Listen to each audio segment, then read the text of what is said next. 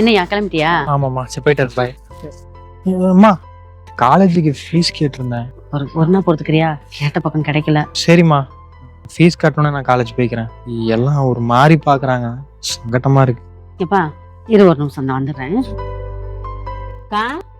சொல்லு செல்வி. பையனுக்கு college fees கட்டணும். ஒரு 10,000 ரூபா இருந்தா கொடுக்குறீங்களா? 10,000 ரூபாவா? நான் வட்டி கரெக்டா கொடுத்துருவேன். வட்டி கொடுத்துருவ? எப்படி உன்கிட்ட காசை வாங்குறது? நான் என்ன காசு தரேன், என் வீட்டுக்கு வேலைக்காரி வர்றதில்ல, என்ன வேலையை செஞ்சுட்டு அந்த காசை கழிச்சுக்கோ. சரி உள்ள வா, பணம் தரேன். இந்த பணம். என்னடா அழுத? நேற்று வரைக்கும் ஃப்ரெண்டா பார்த்துட்டு இருந்தாங்க, இப்போ போய் கொஞ்சோண்டு காசு கேட்டோன்னே வேலைக்காரி ஆக்கிட்டாங்க. அதனால என்னையா? நான் காலேஜ்லாம் போகலம்மா, நானும் தான் வேலைக்கு போறேன். வேலைக்கு போறியா? நீயும் உன் தங்கச்சியும் நல்லா படிச்சு நல்லா வேலைக்கு வரணும்னு அப்போ எவ்வளவு கனவு கண்டார் சாமி. கனவு மாத்திரம் இல்லடா, அது என்னோட கடமையும் கூட. வீட்டு வேலை தானே, அதுவும் வேலை தான் சாமி. அதனால ஒன்றும் தப்பே கிடையாது.